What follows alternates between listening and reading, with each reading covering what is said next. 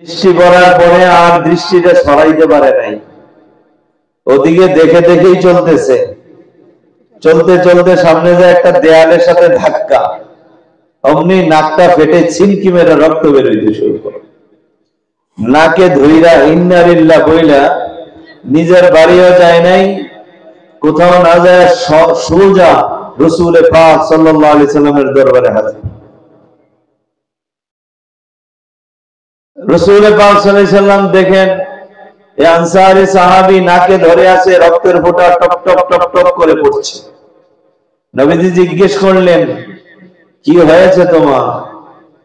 বলে, ইয়া রাসূলুল্লাহ, আমি তো রাস্তায় চলার সময় একটা নারীর উপরে আমার নজর পড়ে গেল, সেদিকে দেখে দেখেই চলতেছিলাম, দেয়ালের সাথে ধাক্কা খাইলাম। সামনে দেয়াল আছে সেটা আর খেয়াল করি নাই, কারণ আমার দৃষ্টি তো ওই মহিলার প্রতি, আমার চোখের দৃষ্টি তো ওই মহিলার উপরে, দেয়াল খেয়াল করি নাই, ধাক্কা খাইলাম তো নাকটা ফেটে গেল, রক্ত বের হইতেছে। আমার কত বড় অপরাধ হয়ে গেছে মনে হয়, এটার জন্য কি করতে হবে আমাকে? রাসূল পাক সাল্লাল্লাহু আলাইহি সাল্লাম উত্তর দিলেন, এটা তোমার গুনাহ হয়েছে, গুনাহ কবিরা হয়েছে। আল্লাহ তাআলা শাস্তি স্বরূপ তোমার নাক ফাটায় রক্ত বের করে দিয়েছে। এমন সময় জিবরাইল আলাইহিস সালাতু ওয়াস সালাম কুরআনুল কারীমের সূরাতুন নূরের এই 30-31 নম্বর আয়াত নিয়ে নবীজির কাছে হাজির হয়ে গেলেন। জিবরাইল আলাইহিস সালাম আল্লাহর নবীকে পড়ে পড়ে শোনায়, কুল্লিল মুমিনিন, ও নবী আপনি জানায়া দেন। নবী আমার বলেন, আমি কাকে জানাবো, কাকে বলবো? লিল মুমিনিন, ও নবী আপনি আপনার উম্মতের পুরুষদেরকে জানায়া দেন। নবী আমার জানতে চাইলেন, ওরে মালিক, আমি আমার উম্মতের পুরুষদেরকে কি জানাবো, একটু জানাইয়া দাও না। আল্লাহ তাআলা বলেন, আমি আল্লাহর পক্ষ থেকে আপনার উম্মতকে দুইটা বিষয় জানায় দেন। এই দুইটা বিষয় যেন এরা মানে, এদের উপরে আমি মানা ফরজ করে দিলাম। যদি মানে দামি হবে, দামি বানিয়ে দিব আমি আল্লাহ। আর যদি না মানে, আমি আল্লাহর হুকুম যদি না মানে, আমি আল্লাহ এদেরকে বেদামি বানায়া মৃত্যুর পরে জাহান্নামের অতল গহ্বরে নিক্ষেপ করব। বলা যাবে না নাউযুবিল্লাহ।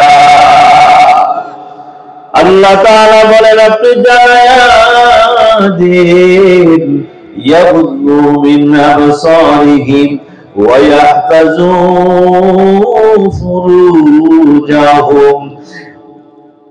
ও নবী আপনি মুমিন পুরুষদেরকে জানায়া দেন, এরা যেন এদের চোখের দৃষ্টিকে নিম্নগামী করে চলে, আর লজ্জাস্থানের হেফাজত করে। এই চক্ষু দ্বারা যেন কোনো বেগানা নারীর দিকে না তাকায়, এই চক্ষু দ্বারা যেন গুনার কোন কাজের দিকে না তাকায়, এই লজ্জাস্থান দ্বারা যেন জিনার কাজে লিপ্ত না হইয়া যায়, এই লজ্জাস্থান দ্বারা যেন হস্তমৈথুন না করে, কোন ধরনের অপকর্ম না করে আপনি আপনার উম্মতের পুরুষদেরকে জানায় দেন।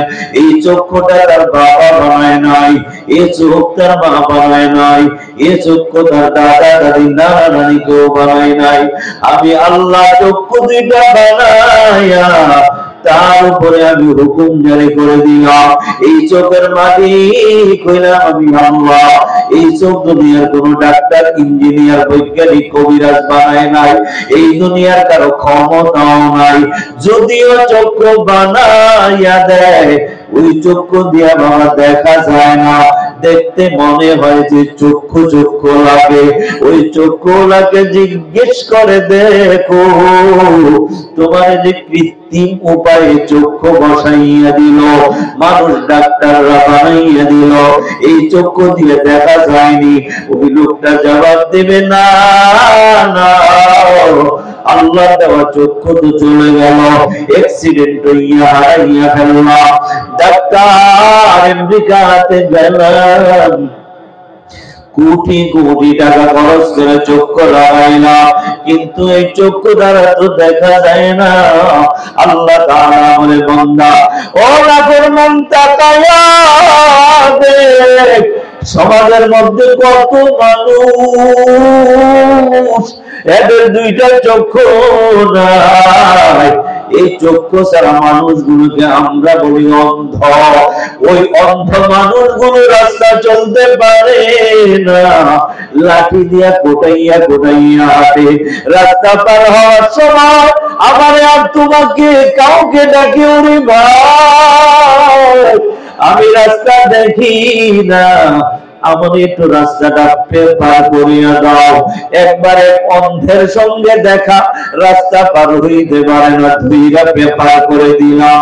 রাস্তার অপর প্রান্তে যাইয়া জিজ্ঞেস করলাম, ওরে অন্ধ ভাই তোর যে দুইটা চক্ষু নেই, মনে কি কোনো ব্যথা লাগে না? ওই অন্ধ কাঁদে আর বলে, হুজুর চক্ষু দেয় নাই, একদিক দিয়া শুকর আদায় করি। কেন শুকর আদায় করো? অন্ধ বলে, হুজুর যদি এই দুইটা চক্ষু থাকতো, এই চোখ দিয়া কত বেগানারি দেখতাম, কত অশ্লীল জিনিস দেখতাম। চোখ নাই তাই চোখের গুনাহ হয় না। আলহামদুলিল্লাহ, চোখের গুনাহ থেকে বাইচা থাকার কারণে নামাজে দাঁড়াইলে নামাজে মজা পাই, সেজদায় মজা পাই, রুকুতে মজা পাই, জিকিরে মজা পাই। ওই অন্ধটা আমাকে ধইরা বলে, হুজুর বড় কষ্ট লাগে ওই সময় যখন আমি আমার গর্ভধারিণী মার সামনে যাই। আমি আমার মাকে ডাক দিয়ে বলি, মা আমার সামনে বসো। আমার মা জননী যখন আমার সামনে এসে বসে, আমি আমার মার চেহারায় হাত বুলাই আর কাঁদু কাঁদু সুরে বলি, ওরে আম্মা জান, আলেম ওলামারা হাদিস শোনায়া যায়, সন্তান যদি মার চেহারার দিকে তাকায়, ওই সন্তানের আমল নামায় কবুল হজের সওয়াব আমার আল্লাহ লিখে দেয়। ওরে মা, জন্মের পরে আজও জানলাম না, দেখলাম না, যেই মা আমার 10 দিন 10 মাস গর্ভে ধারণ করলো, আমার মাটা না জানি কত সুন্দর, যেই বাবা রক্ত পানি করে আমার জন্য, আমার মার জন্য, বোনদের জন্য ইনকাম করে, নিজের দেহ আর যৌবন শেষ করে দিল। যেই বাবাটার চামড়াগুলো ছিল টানটানা, ওই চামড়াগুলি পড়ে গেছে। যেই চামড়াটা সুন্দর ছিল, রোদে পুড়তে পুড়তে মেহনত করতে করতে বাবার চামড়াটা কালো হয়ে গেছে। ওই বাবার চেহারাটাও দেখি না, ওজন এছাড়া আর কোনো আফসোস নাই। আল্লাহ তাআলা বলেন, ও নবী আপনি জানায়া দিন, কুল্লিল মুমিনিন, আপনি মুমিন পুরুষদেরকে জানায় দেন, ইয়াকুযু মিন আবসারিহিম, এই চক্ষু যেন নিম্নগামী হয়ে চলে, এই চোখ দ্বারা যেন কোনো বেগানা নারীর দিকে না তাকায়। ও পর্দার আড়ালের মা, তোমার দুইটা চক্ষু আল্লাহ তাআলার দেওয়া বড় এক নিয়ামত। কত অন্ধ মহিলা যারা এই চোখ দিয়ে দুনিয়ার আলো বাতাস দেখে নাই, দেখতে পারে না, আল্লাহ পাক ihsan করে তোমার দুইটা চোখ দিয়েছে। ও আম্মা জান, এই চোখ দ্বারা কোন বেগানা পুরুষের দিকে তাকাইবা, যদি তাকাও কি হবে শুনে নাও। এই চোখ হইল তোমার আমার কলবের দরজা, কলবের দরজা। এই চোখ দিয়া যখন বেগানা পুরুষের দিকে তাকাইবা, জিনার গুনাহ কলবে জমা হবে, ওই কলব দ্বারা যখন নামাজে দাঁড়াইবা নামাজে মজা পাইবা না, ওই কলব নিয়ে যখন রুকুতে যাইবা রুকুর মজা পাইবা না, ওই কলব নিয়ে সিজদায় যাইবা সিজদার মধ্যেও মজা পাবা না। ওরে আম্মা জান, সবচেয়ে বড় ক্ষতিগ্রস্ত যেটা তুমি হবা, এই চক্ষু দ্বারা যদি কোনো বেগানা পুরুষের দিকে তাকাও, কলবের ভিতরে গুনাহ জমা হইয়া ওই কলবের আসর তোমার গর্ভে যাইয়া পড়বে। তোমার গর্ভের সন্তানগুলো নেককার হবে না, নামাজি হবে না, পরেজগার হবে না। তোমার গর্ভের সন্তানগুলো হবে আবু জাহেল, উতবা, সাইবা, ফেরাউন, নমরুদের নমুনায়। কথা ঠিক কিনা? এই কথা সত্য না মিথ্যা? কর, জোরে কর না। আমি কথা হাসা কইলাম না মিছা কইলাম? কথা শীতে ধরছে, শীতে ধরছে। আমি কত কষ্ট করে আইছি আপনারা জানেন।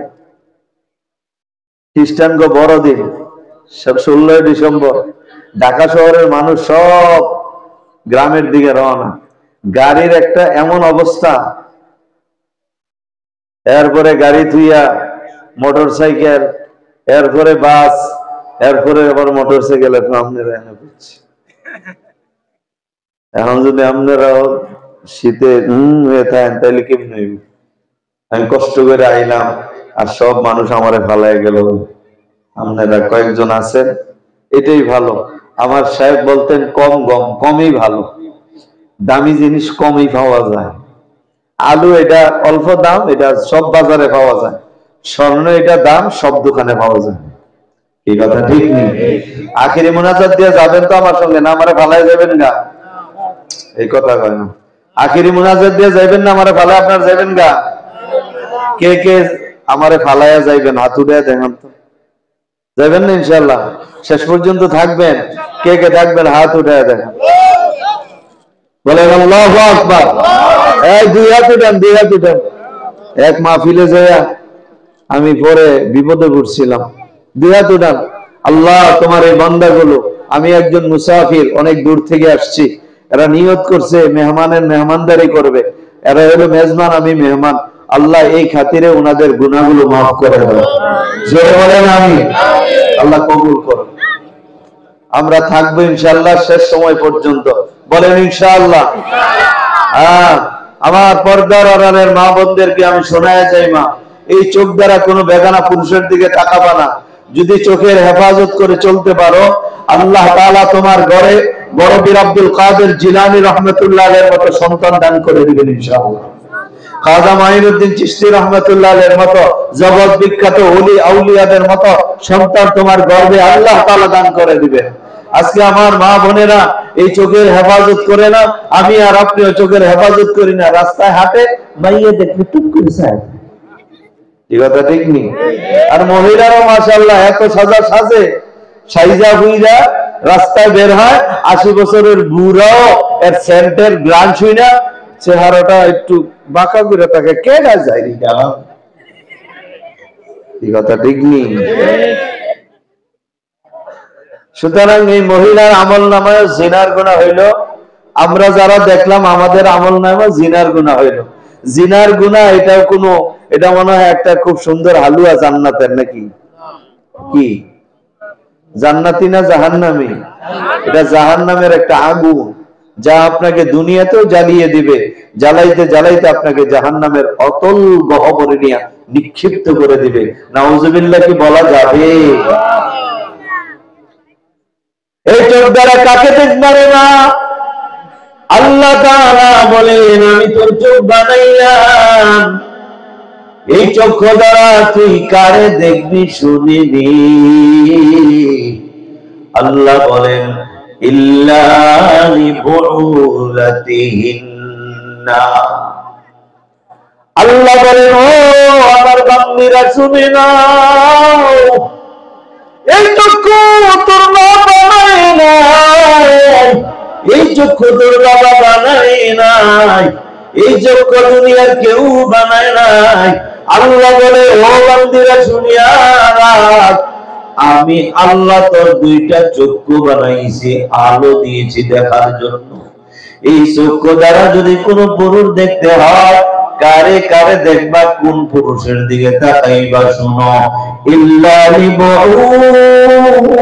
লিবুলাতিহিন্না, এক নাম্বার হলো স্ত্রী তার স্বামীর দিকে তাকাইতে পারবে, স্বামী স্ত্রীর দিকে তাকাইতে পারবে, স্ত্রীও স্বামীর দিকে তাকাইতে পারবে, এটা আল্লাহর পক্ষ থেকে দেওয়া অনুমতি। আও আবনাইহিন্না, নিজের বাবার চেহারার দিকে তাকাইতে পারবা। কোন বাবা? কত বাবাই তো দুনিয়াতে আছে, উকিল বাবা আছে, এটা কোনো বাবা না, এটা হলো 2 নাম্বারি বাবা। এই বাবারে শরীয়ত গ্রহণ করে না, সমর্থন করে না। তুমি বাবা ডাকলেও শরীয়ত বলে এটা বাবা না, উকিল বাবার সঙ্গে দেখা দেওয়া জায়েজ নাই, উকিল বাবার চেহারার দিকে তাকানো জায়েজ নাই। আরো কত বাবা আছে, পীর বাবা আছে, পীর বাবার কাছে যাইয়া পায়ে চুমাও, সামনে চাইয়া তাকো, জায়েজ নাই, হারাম হারাম হারাম। কত ঠিক কিনা কো? আছে না পীর বাবা? যায়নি ভিডিওতে? যায় তো, মহিলারা যায়, অনেক জায়গায় আছে। ইল্লা লিবুলাতিহিন্না, এক নাম্বার হলো স্বামীর চেহারার দিকে তাকাইতে পারবা। আও আবাইহিন্না, নিজের পিতার চেহারা, বাবার চেহারার দিকে তাকাইতে পারবা। আও আবাই বুউলাতিহিন্না, স্বামীর বাবা অর্থাৎ শ্বশুরের দিকে তাকাইতে পারবা। আও আবনাইহিন্না, নিজের ছেলের দিকে মা তাকাইতে পারবে, ছেলেও মা চেহারার দিকে তাকাইতে পারবে। আও আবনাই বুউলাতিহিন্না, তোমার স্বামীর ছেলের দিকে তুমি তাকাইতে পারবা, স্বামীর ছেলেও তোমার দিকে তাকাইতে পারবে। স্বামীর ছেলে মানে, স্বামীর ছেলে হইলে মনে করেন একজন স্বামী 2টা বিবাহ করেছে, প্রথম বিবির ঘরে একজন ছিল, দ্বিতীয় বিবি এখন দ্বিতীয় বিবি বিবাহ করলো। ওই দ্বিতীয় বিবি প্রথম ওই স্বামীর প্রথম স্ত্রীর ঘরে ছেলের দিকে তাকাইতে পারবে, পর্দা করা লাগবে না। আও আবনাইহিন্না আও আবনাই বুউলাতিহিন্না, স্বামীর ছেলের দিকে তাকাইতে পারবে। আও ইখওয়ানিহিন্না, ভাইয়ের চেহারার দিকে তাকাইতে পারবে। ওরে পর্দার আম্মা জানেরা, আমার যুবতী বোনেরা অনুরোধ করে বলে যায়, তোমরাই জানুনি নিজের আপন ভাই, যেই ভাই তোমার গর্ভ থেকে জন্মগ্রহণ করেছে, ওই ভাইয়ের চেহারার দিকে তাকাইতে পারবা। খালাতো ভাইয়ের চেহারার দিকে তাকানো হারাম, মামাতো ভাইয়ের চেহারার দিকে তাকানো হারাম, ফুফাতো ভাইয়ের চেহারার দিকে তাকানো হারাম। এত সুন্দর পর্দা করা তোমার ফরজ, কিন্তু আমাদের সমাজ বড় নাজুক। হে বাবা, খালাতো বোন খালাতো ভাই কত মজার আলাপ করে, ফুফাতো ভাই ফুফাতো বোন কত মজার আলাপ করে, মামাতো ভাই মামাতো বোন কত মজার আলাপ করে, হাতে দুইরা পার্কে হাঁটাহাঁটি করে, ওই বিভিন্ন বাগানে রাস্তাঘাটে বাবা ঘুরতে যায়, পর্দা নাই, খুশিদা নাই। এমন অবস্থা সমাজে আছে না?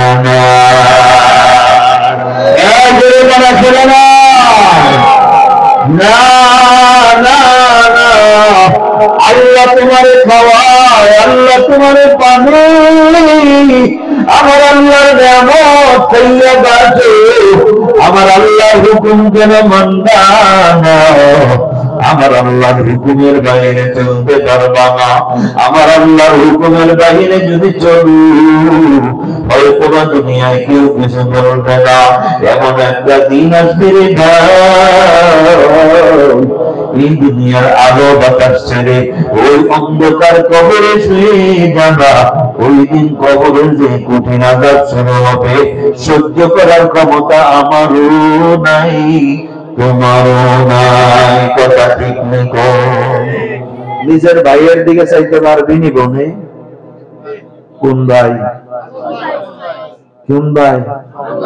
খালাতো ভাই, মামাতো ভাই, ফুফাতো ভাই, জ্যাঠা তো ভাই পারবো না, আপনার ফুলা চায়নি, তাইলে এটা কি ন্যায় না অন্যায়? গুনাহ না সওয়াব? গুনাহটা কি বড় না ছোট? বড় গুনারে কি কয়? এই কোন কবিরা গুনাহ, বলেন কি গুনাহ?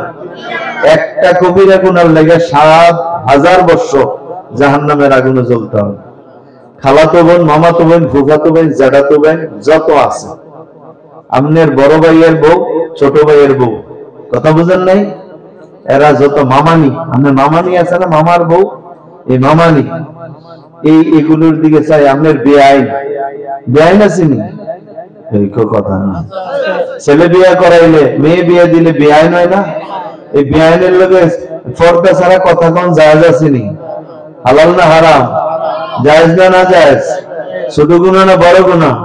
আপনি নামাজ পড়েন, আপনি মুসল্লি, আপনি হজ করে আসছেন, আপনি একজন হাজি, আপনি তো তাসবিহ দিবেন, তাহাজ্জুদ করেন, ইশরাকও করেন, আবার দান করেন, রমজান আইলে রোজাও রাখেন, আবার আপনি অনেক বড় দায়িত্ব আছেন, কিন্তু আপনি তো বেআইনের সামনে বসে বসে বতর বতর ফানসা হয়ে খান।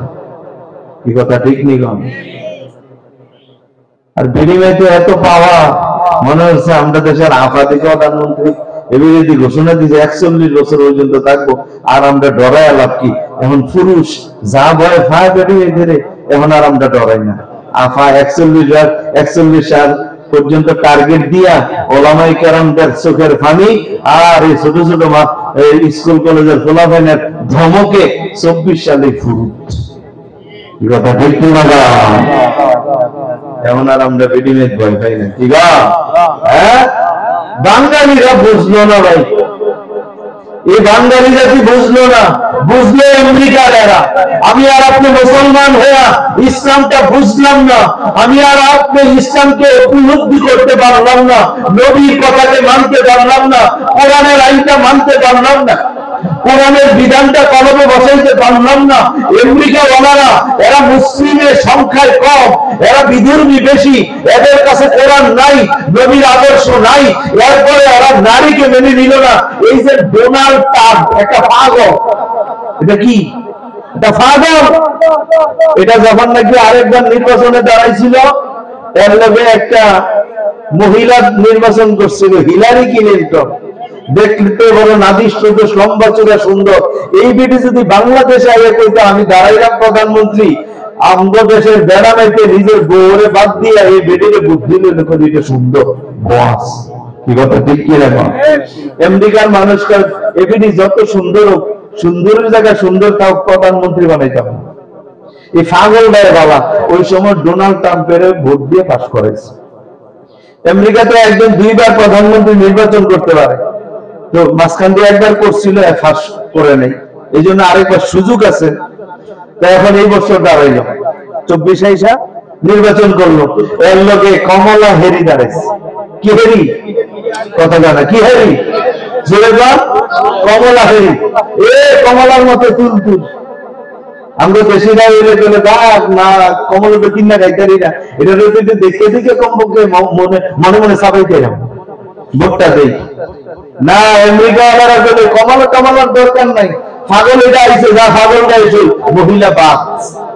এবারে আবার ডোনাল্ড ট্রাম্পকে ভোট দিয়ে নির্বাচন করাইছে। আল্লাহ তাআলা যেন আমাদের দেশে যেমনই হোক একটা পুরুষ শাসক যেন আমাদের ভাগ্যে জুটায় দেয়, বলেন আমিন। বলেন আমিন। নির্বাচন এলে মনে দেয় না তো, এক কাপ চা একটা বম, ভোটটা বেরিয়ে কি এবার দিব না, বলেন ইনশাআল্লাহ। আল্লাহ তাআলা যদি আমাদেরকে ভোট দেওয়ার তৌফিক দান করে, আমার দিল বলে এবার যে নির্বাচনটা হবে বাংলাদেশের ইতিহাসের পরে এত স্বচ্ছ নির্বাচন হয় নাই, আর হবেও না। সামনে নির্বাচনটা যত স্বচ্ছ হবে, এই স্বচ্ছতার নির্বাচনে আমরা যেন একজন স্বচ্ছ আল্লাহ ওয়ালা একজন বুজুর্গ খোদা বিরু, যার দিকে তাকাইলে আল্লাহর কথা স্মরণ হয়, যার মাধ্যমে বেশি দুর্নীতি হবে না, জুলুম হবে না, মারামারি হবে না, কাটাকাটি হবে না। ভাই এই দেশগুলো মারামারি কাটাকাটি আর গুলি গোলা চলবে না, এমন একজন আল্লাহওয়ালা বুজুর্গকে আমরা ভোট দিয়ে এদেশের প্রধানমন্ত্রী বানাবো। বলেন ইনশাআল্লাহ, আরো বলে গেলেন ইনশাআল্লাহ। কারণ এটা প্রধানমন্ত্রী, এটা বেরি, এটা না চাইলে ঠুস, না চাইলে মারছে না কত মানুষ। পৃথিবীর ইতিহাসে আমার মনে হয় জানা নাই কোন প্রধানমন্ত্রী হইয়া দেশের এত জনগণ মারে, এরপরে ক্ষমতায় থাকতে চায়। ওই আরেকটা দূর হয়েছে, আরেকটা ভাগছে 22 বছর পরে, সিরিয়া আসাদ কি পরিমাণ মানুষে মারছে তার হিসাব নাই। আল্লাহ তাআলা আমাদের সবাইকে এদেশের মানুষগুলোকে হেফাজত করুক, বলেন আমিন। চোখের হেফাজত করবেন বাবা, এই চোখ দিয়া, এই চোখের হেফাজত করবেন। এই চোখ দিয়া মা কাকে দেখবারে মা? আল্লাহ তাআলা বলেন ইল্লা লিবুউলাতিহিন্না, ও পর্দার মা, এই চোখগুলো দিয়া যদি দেখতে মন চায়, এই চোখ দিয়া তোমার স্বামীর চেহারার দিকে তাকাইবা, ও আবাইহিন্না, তোমার পিতার দিকে তাকাইবা। ও আমার পর্দার মা, চলে যায় যেই মাটা তোমার জন্ম দিল, যেই বাবাটা তোমার পাইলা বড় করলো, যদি বাবা মন চায় দুনিয়াতে কোনো মা যদি মন চায় পুরুষের চেহারার দিকে তাকাইতে, ও ঘরে রইয়া নিজের বাবার চেহারার দিকে তাকাইয়া তাকে মদিনার নবী বলেন, যেই সন্তান মা বাবার চেহারার দিকে তাকাবে প্রতি নজরে নজরে আল্লাহ তাআলা এক একটা প্রভু নজর সওয়াব লিখে দিবে। ওরে আমার যুবক ভাই, অনুরোধ করে বলে যায়, এই দুনিয়াতে যদি কোন নারীর চেহারা দিকে তাকাইতে মন চায়, রাস্তাঘাটে হাইটা কোনো বেদনা মেয়ের দিকে নজর করিও না। আল্লাহ তাআলা দুইটা চক্ষু তোমার উপরে আসার করে দিয়েছে, তোমাকে আল্লাহ দেখার সুযোগ দিয়েছে। ওরে যুবক ভাই, এই চোখেরা কোনদিন বেদনা নারীর দিকে তাকাও না। যদি দেখতে মন চায় দৌড়াইয়া ঘরে চলিয়া যাও, নিজের মা চেহারাটার দিকে তাকাও, মায়ের নজর দিয়ে তাকাইবা, আর মনটাকে বুঝাই পারে না এই মা তোরে কত কষ্ট করে পালছে, এই মা 10 মাস 10 দিন ধরে গর্ভে ধারণ করছে। যদি আমার মা দুনিয়াতে করে না, দুনিয়াতে আসার পরে যদি ফুগালাটি বান্নাইরা বাড়াইতো, দুনিয়ার কেউ জানতো না, দেখতো না। এই মা 10 মাস 10 দিন ধরে গর্ভে ধারণ করলো, এই মা না খাইলে করে খাওয়াইলো। আজকে যদি আমার চান দাদা পড়ে গেছে, চোখগুলি খোলনে চলে গেছে, আমার মাকে দেখতে সুন্দর না। আমার নবী, তোমার নবী, বিশ্ব নবী তোমার আমার সুসংবাদ জানা দে, ও উম্মতের দল, এই দুনিয়ায় কত চেহারা আছে রে, একটা চেহারা তোর জন্য বড় দামি, ওই তোর মার চেহারা, তোর বাবার চেহারা। যদি মায়ের নজর দিয়ে মার চেহারা দিলে একবার তাকাও, বাবার চেহারা দিলে একবার তাকাও, তাকাইতে দেরি হবে, তোর আমল নামায় কবুল হজের সব লিখে দিতে দেরি হবে না। আমার যুবক কেমনে বুঝাইনি বুঝনা জানি না, আজকে কত যুবকের নাম নাই বাবা। আমাদের কাছে হাতে দিয়ে একটা বড় বড় হুজুর ওয়াজটা তো শুনলাম, কিন্তু আগে তো বুঝি নাই, আগে তো শুনি নাই। যদি আগে শুনতাম দৈনিক 100 বার হইল আমার মা আর বাবার চেহারার দিকে তাকাইতাম। আজকে যুবকেরা তাকায় চোখ রাঙ্গাইয়া রাঙ্গাইয়া টাকা, যদি একটু টাকা কম দেয় সন্তানগুলো মা আর বাবার দিকে তাকাইয়া চোখ রাঙ্গায়। ও যুবক, পাগুলি আগাইয়ে যে পাগুলি দিয়ে বলল, না না কোনদিন বাবারে ধমক দিয়া কথা বলবি না, মদিনার নবীর ঘোষণা, যেই সন্তানের উপরে তার বাবা রাজি ওই সন্তানের উপরে আমার আল্লাহ রাজি, যেই সন্তানের উপরে তার বাবা রাজি নাই ওই সন্তানের উপরে আমার আল্লাহ রাজি নাই। তুই হজ করে কি না বলবে, 5 ওয়াক্ত নামাজ পড়ো, কপালে দাগ পড়াইয়া ফেলছ, হাঁটুর মধ্যে কর পড়াইয়া ফেলছ, অথচ বাবা তোমার উপরে সন্তুষ্ট। নবীর হাদিস অনুযায়ী বোঝা যায় তুমি যতই আবিদ হও, তুমি যতই বড় দানবীর হও, তোমার এই দানগুলি কোনো কাজে আসবে না যদি তোমার বাবা তোমার উপরে অসন্তুষ্ট থাকে, না যদি অসন্তুষ্ট থাকে। এই জন্য যুবক কথার প্রসঙ্গে আসতে বলা গেলাম, যখনই সুযোগ পেইবা ঘরে যাইয়া ধমক নয়, ধমক নয়, চোখরাঙ্গালি নয়, মায়ের নজর দিয়ে আমার চেহারার দিকে তাকাবি। আল্লাহ নবী বলছেন বিকুল্লি নজরাতিন হাজ্জাতিন মাবরুরা, প্রতিটা নজরে নজরে আল্লাহ তাআলা একটা কবুল হজের সওয়াব লিখে দিবে। আমি আর আপনার বাবা হজ করলাম 3 লাখ 4 লাখ টাকা খরচ করে, বুকে হাত দিয়ে বলতে পারবো না আমার হজটা কবুল হয়েছে, কোন হাজী তো বলতে পারবে না। কিন্তু মদিনার নবীর ঘোষণা, সন্তান যদি দৌড়াইয়া ঘরে যায় মার চেহারার দিকে তাকায়, একবার নজর করবা, চোখটা আবার সরাইবা, আবার মার দিয়ে নজর করবা, আবার চোখটা সরাইবা, আবার নজর করবা, আবার চোখ সরাইবা। নবী আমার বলেন যতবার চোখ সরাবি আর ফলাবি অতবার অতটা কবুল হবে, সব আমলনামায় দিয়ে দেওয়া হবে। সন্তান, আজকে হয়তো তুমি একজন বড় মুসল্লি, তুমি একজন বড় দানবী, তুমি একজন বড় নেতা, তোমার ক্ষমতার অভাব নাই, তোমার নেকির অভাব নাই, তুমি হয়তো হাজত করো, 5 ওয়াক্ত নামাজও পড়ো, টুপিও মাথায় দাও, দাড়িও রাখছো, পাঞ্জাবিও পড়ো, তসবিহও হাতে আছে, তোমার কোন প্রতিপত্তির অভাব নাই, ধন সম্পদের অভাব নাই, টাকার অভাব নাই, বিল্ডিং এর অভাব নাই, একটা অভাব তুমি মা আর বাবার সঙ্গে ভালো ব্যবহার করতে পারো না।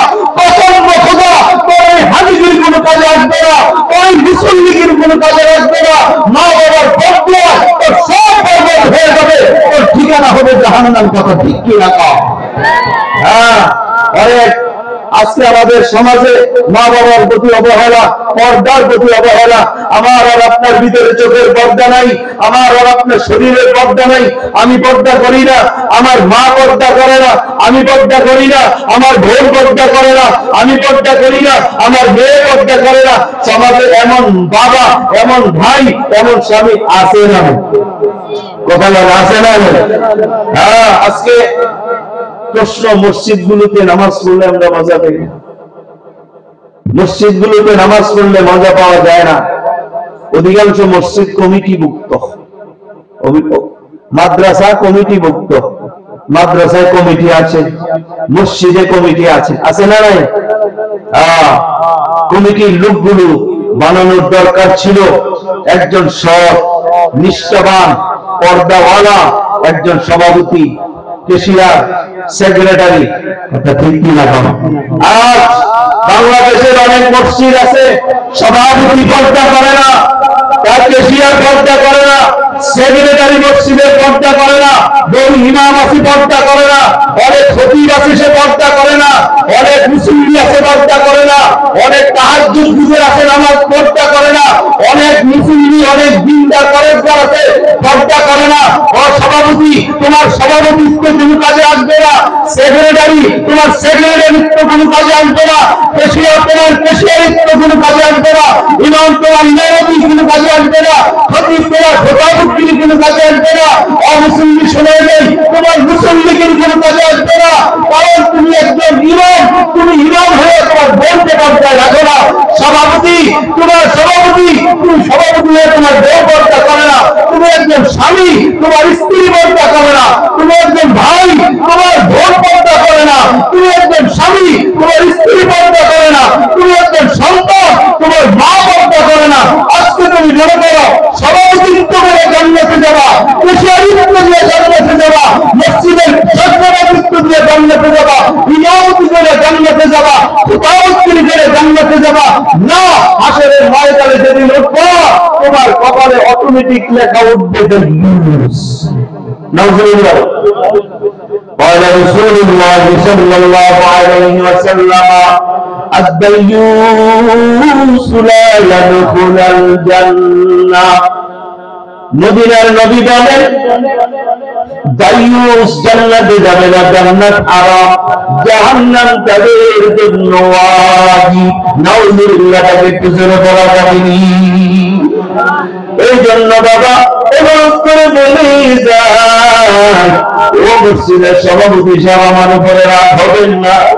আপনি একজন মসজিদের সভাপতি, মসজিদ এটা কি জিনিস জানেন? আল মসজিদ বাইতুল্লাহ, মসজিদ আল্লাহ পাকের ঘর। এই মসজিদের সভাপতি আপনি যদি পর্দা করেন, আপনার বিবি পর্দা করে, ও সেক্রেটারি সাহেব, মসজিদের সেক্রেটারি মানে অল ইন ওয়ান মহাসচিব যাকে বলা হয়, আল্লাহর ঘরের মহাসচিব, আপনি যদি পর্দা করেন, আপনার বউ পর্দা করে, আপনার মেয়ে পর্দা করে, আপনার মা পর্দা করে, আল্লাহ রাব্বুল আলামিন আপনাদের এই পর্দার বরকতে কি হবে জানেন? আল্লাহ তাআলা ঘোষণা, নবীকে যখন আল্লাহ তাআলা বলল, নবী যখন বলল আল্লাহ আমার উম্মত যদি চোখের পর্দা করে আর লজ্জাস্থানের হেফাজত করে বিনিময় কি দিবা? আল্লাহ তাআলা বলে শুনেন শুনেন, আপনি জানায় দেন, যেই পুরুষেরা পর্দা করবে, যেই মহিলারা পর্দা করবে, যেই পুরুষেরা লজ্জাস্থানের হেফাজত করবে, যে মহিলারা লজ্জাস্থানের হেফাজত করবে, এদের সৌন্দর্য পরপুরুষের সামনে প্রকাশ করবে না। যালিকা আযকা লাহুম, আল্লাহ তাআলা বলেন এটা তাদের জন্য পবিত্রতা। এটা পবিত্রতার অর্থ হইল এই পর্দার মাধ্যমে, বিশেষ করে চোখের পর্দার মাধ্যমে, লজ্জাস্থানের হেফাজতের মাধ্যমে, মহিলাদের চোখের পর্দার মাধ্যমে, লজ্জাস্থানের হেফাজতের মাধ্যমে আল্লাহ তাআলা ওই পুরুষের নারী মাথা থেকে পা পর্যন্ত গোটা 3.5 বডিটা একেবারে পবিত্র বানায় দিবে। পর্দার ফলাফল হলো এই, চোখের হেফাজতের ফলাফল হলো এই, চোখ দিয়ে যদি কোনো গুনাহ না হয়, এই চোখের পর্দা যদি হয়, লজ্জাস্থানের হেফাজত হয়, আল্লাহ মাথা থেকে পা পর্যন্ত গোটা দেহটা পবিত্র বানায় দিবে। এত পবিত্র হবে, জাহেরে কোনো গুনাহ নাই, বাতিনে কোনো গুনাহ নাই, মরবেন আর সোজা জান্নাতে চলে যাবে। জান্নাতে যাওয়া অত কঠিন না, জান্নাতে যাওয়া কি না অত কঠিন না, সহজ। বাবা আমার আর আপনার কলবের উপরে আল্লাহ তাআলার রহমত নাজিল হয়। এই কলবের দিকে আল্লাহ তাআলা তাকায় আছেন। আমার আর আপনার কলবের ভিতরে কি আছে? আল্লাহ তাকায় আছেন। এই কলবের দরজা হইল চোখ। কলবের দরজা কি? চোখ। ঘরের দরজা যদি খোলা থাকে, এই দরজা খোলা রেখে চলে গেছেন, কুকুর ঢুকবে, এরপরে পোকামাকড় ঢুকবে, ধুলাবালি ঢুকবে, 10 দিন পরে এসে দেখবেন ঘরটা ধুলাবালিতে ভরা, কুকুরের পায়খানা, বিড়ালের পায়খানা, বিভিন্ন ধরনের পোকামাকড়, ঘরটা বিশ্রী হয়ে যাবে। এই ঘর ঝাড়া পর্যন্ত, পরিষ্কার করা পর্যন্ত এই ঘর থাকার উপযুক্ত হবে না। আমার আর আপনার কলবের জানালা দরজা হলো চোখ। এই চোখ যদি আমি খোলা রাখি, আল্লাহ বলে এটা নিম্নগামী করে রাখো, নিম্নগামী করে চলো। আর আমি আর আপনি যদি দৌসার দিকে তাকায়, রাস্তায় বেরি দেখলে থাকি, টিভির পর্দায় মহিলার দিকে তাকায় থাকি, মোবাইল ফোনের মধ্যে মেয়েদের দিকে তাকায় থাকি, এই চোখ খোলা রাখলাম, বেগারা মেয়ের দিকে তাকাইলাম, অশ্লীল জিনিস দেখলাম, এই কলবের দরজা দিয়ে আমার কলবের ভিতরে জিনার গুনাহ পুষতে থাকবে, অশ্লীলতার গুনাহ পুষতে থাকবে। পুষতে পুষতে কলবটা একেবারে ময়লা, একেবারে পয়সা গইলা ব্যবহারের অযোগ্য হয়ে যাবে। আল্লাহ তাআলা বলে, বান্দা আয় আমার কোন দুনিয়াতে ঘর নাই, বান্দা তোর বিল্ডিং আছে, তোর টিনের ঘর আছে, তোর ইবাদত গায়ের মতো এরকম 5তলা ফাউন্ডেশনের মতো বিল্ডিং ইবাদত গায়ের আছে, আর এই এলাকায় কত ভাইয়ের বিল্ডিং আছে। আল্লাহ তাআলা বলে, এবার তোর বিল্ডিং আছে, আমি আল্লাহর কোনো বিল্ডিং নাই। তোর সুন্দর ঘর আছে, আমার কোনো সুন্দর ঘর নাই। তোর বাড়ি কত সুন্দর, আমার তো কোনো সুন্দর বাড়ি নাই। মতো বাড়ি বানাই নাই, আমি তোর মতো বিল্ডিং বানাই নাই, আমার রুম আমি সাজাই নাই, আমার একটা মাত্র বাড়ি, আমার একটা মাত্র ঘর, আমার একটা মাত্র রুম, সেটা হলো মুমিন বান্দার কলব। ওর ভিতরে যে কলবটা আছে, আমি আল্লাহর ঘর সেটা, আমি আল্লাহর রুম যেটা, আমি আল্লাহর থাকার জায়গা এটা। হাদিসের মধ্যে আছে কুলুবুল মুমিনা আরশুল্লাহ, মুমিন বান্দার কলবটা হলো আল্লাহ পাকের আরশ, মুমিন বান্দার কলব আল্লাহ পাকের আরশ। আল্লাহ তাআলা বলে, বান্দা আমি তো ইনসাফ চাইতে দেখি, ঘরের মধ্যে গিয়ে যদি ময়লা দেখো বিবিরে ধমক দাও, ঘরের ভিতরে বিছানাতে যদি ময়লা দেখো তোমার বিবিরে ধমক দাও, ছেলের বউকে ধমক দাও, ঘরের লোকদেরকে গালি গালাজ করো, রুমটা কেন ময়লা, বাবার বেডিংটা কেন ময়লা, খাট কেন ময়লা, এখানে মাকড়সার জাল কেন? আল্লাহ বলে, বান্দা আমি যখন তোর কলবে যাই, এটা আমার ঘর, এটা আমার বাড়ি, আমি আমার ওই ঘরে যাই, আমার বাড়িতে যাই, যাইয়া দেখি বান্দা এই ঘরের জানালাগুলো খোলা, ওইখান দিয়ে তুই জিনের গুলা এই কলমের মধ্যে পৌঁছাইয়া আমার ঘরটাকে নষ্ট করে ফেলছ। এত গন্ধ, এত দুর্গন্ধ, পরিচয় বলে শেষ হয়ে গেছে। তোর ঘরে তুই এক পাশ পড়াইসা যদি দেখো ঘরটা নষ্ট করে ভাইয়া চুইরা একেবারে পচাইয়া গলায়া শেষ করে দিছে, তোর ঘরে যেমন দেখা লাগবে আর বলবি আল্লাহ বলেন, বান্দা আমিও যখন তোর কলবে যাই, যাইয়া দেখি সুদের গুণা দিয়া ভরা, গোসের গুণা দিয়া ভরা, মিথ্যার গুণা দিয়া ভরা, চুগুল খুলির গুণা দিয়া ভরা, বেপরদার গুণা দিয়া ভরা, জিনার গুণা দিয়া কলবটা ভরে রাখছ।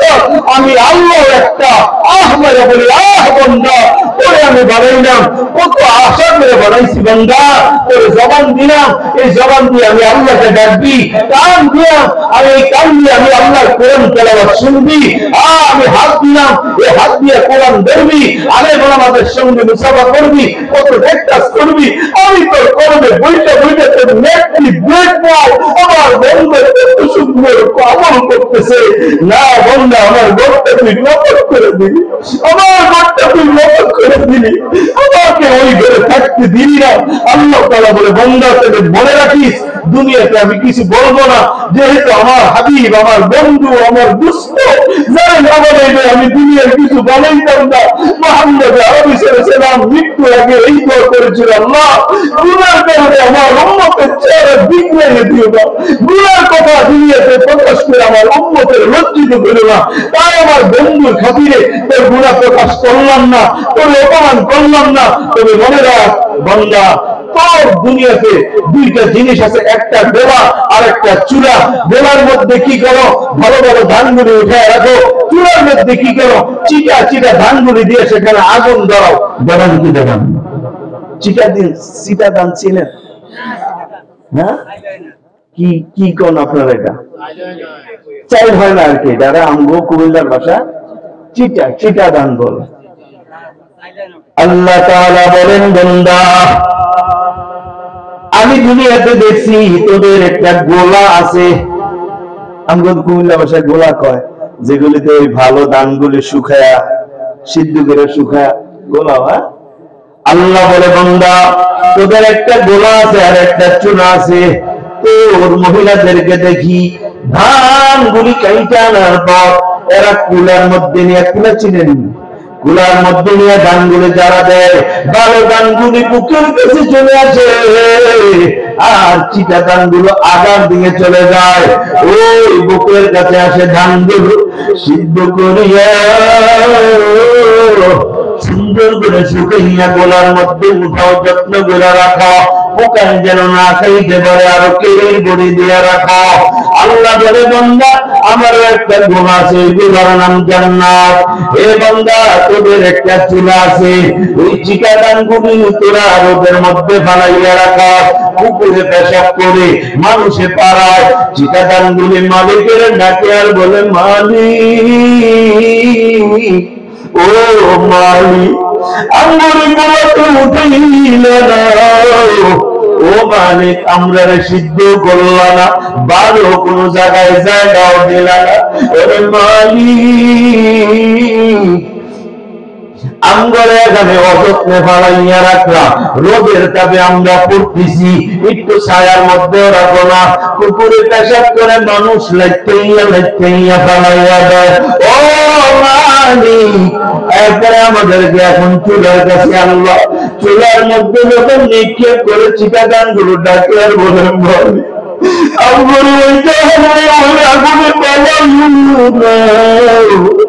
আগুনের তাপ সহ্য করতে পারবো বলে মালিক আগুন দিও না।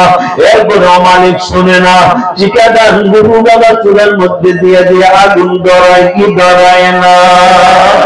ওই চুলার মধ্যে দিয়ে দিয়ে আগুন ধরায়।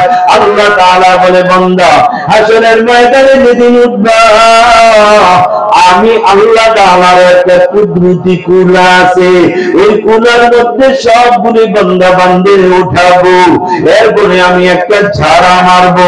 ওই ঝাড়া মারার পর যারা ভালো বান্দা চোখের হেফাজত করছে, লজ্জাস্থানের গুনাহ করে নাই, যেই মহিলার চোখ দিয়ে দেখা না পুরুষ দেখে নাই, লজ্জাস্থান দ্বারা কোনো গুনাহ করে নাই, নামাজ গুলো কাজা করে নাই, বেপরদায় চলে নাই, মিথ্যা বলে নাই, চুগলখুরি করে নাই, হারাম খায় নাই, সুদ খায় নাই, ঘুষ খায় নাই, কত কষ্ট করে চলছে এই দুনিয়াতে, কত মানুষ বড় কষ্ট করে চলে না বাবা। আমার চোখের দেখা আমি ঈদের নামাজ পড়াই যে এলাকায়, ওই এলাকার নাম হলো বাবা জয়পুর এলাকা। ওই জয়পুর ঈদগাহ একদিন যাইতেছি, আমার প্রাইভেট কারটা যায় না, নেমে গেলাম, দেখলাম একজন গরিব মানুষ সন্তান দুইটারে হাতে ধরে ঈদগাহ দিয়ে যায়। একটা ধরে ডাক দিয়ে বলে বাবা আমাদের গায়ে নতুন নতুন জামা কিনে দিল, তোমার গায়ের জামাটা পুরান খেয়ে। ছেলেটা বলে বাবা এটা তো খারাপ দেখা যায়। ওই লোকটা ছেলেগুলোকে আদর করে বলে না আমার গায়ের জামাটা পুরান না, এটা কিছুদিন আগের কিনা, এটা তো এখন ইস্ত্রি দিয়া ধুইয়া সুন্দর করে পড়লাম। আমি তাকাইয়া দেখলাম ওই জামাটা একদিক দিয়ে ছিঁড়া। এরপর ছেলেটা ওই দিক দিয়ে মিরা বলে বাবা মিথ্যা কথা বলো। বাবাটা বলতেছে ওরে বাবা আমি সুদ খাই না, ঘুষ খাই না, হারাম খাই না।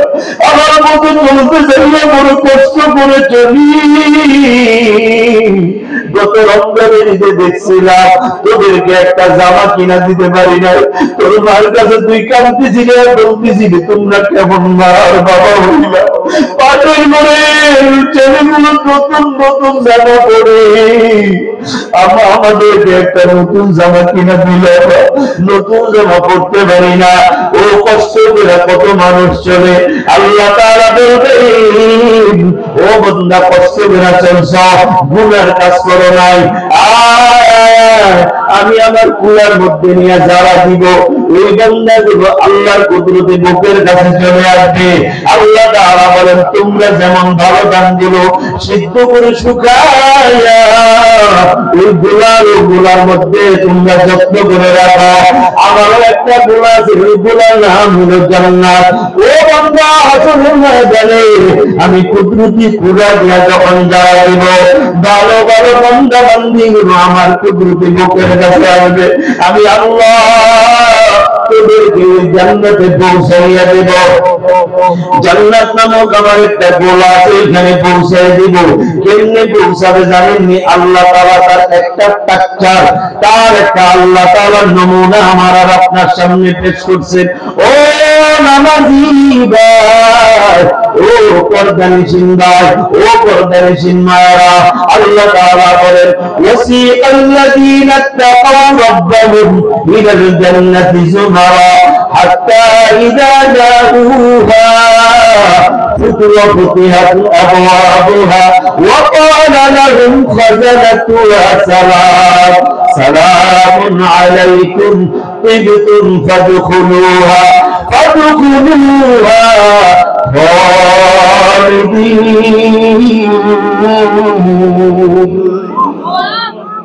আল্লাহ তাআলা বলেন মক্কার দিনদার পরেশগার যারা হবে এদেরকে আসলের ময়দান থেকে একত্রিত কইরা দাওয়াত অনার দিয়া সম্মান দেখায়া জান্নাতের দিকে নিয়ে যাওয়া হবে।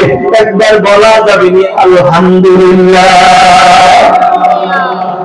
আর যারা গুনাহগার হবে হে বাবা দুনিয়াতে চোখের পর্দা করে নাই, জিনার গুনাহ করছে, লজ্জাস্থানের হেফাজত করে নাই, শুধু বসে মিলে নিয়ে যাইছে, গুনার কাছ থেকে বাঁচে নাই, নামাজগুলি ঠিকভাবে পড়ে নাই, যাকাত ফরজ হয়েছিল যাকাত দেয় নাই, এমন লোক সমাজে আছে না নাই?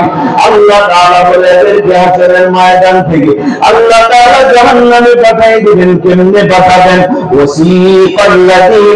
ওয়াসিকাল্লাযীনা কাফারু ইলা জাহান্নামা যুমারা হাত্তা ইযা জাউহা ফুতিহাত আবওয়াবুহা ওয়া ক্বালা লাহুম খাযানাতুহা আলাম ইয়াতিকুম রুসুলুম মিনকুম ইয়াতলুনা আলাইকুম আয়াতি রাব্বিকুম ওয়া ينذرونكم لقاء يومكم هذا قالوا بلى ولكن حقت كلمة العذاب على الكافرين। আল্লাহ তাআলা বলেন, ও গুনাহগারেরা, হাসরের ময়দানে তোদেরকে একত্রিত করা হবে, হাকাইয়া হাকাইয়া জাহান্নামের চাবুক দিয়ে পিটাইয়া জাহান্নামের দিকে করাইয়া করাইয়া নেওয়া হবে। লোকগুলো চিল্লাবে আর কাঁদবে, না আর গুনাহ করবো না, আরেকবার দুনিয়াতে পাঠানো হবে। দুনিয়াতে পাঠাইতে গেলে আর পাঠাবেনি।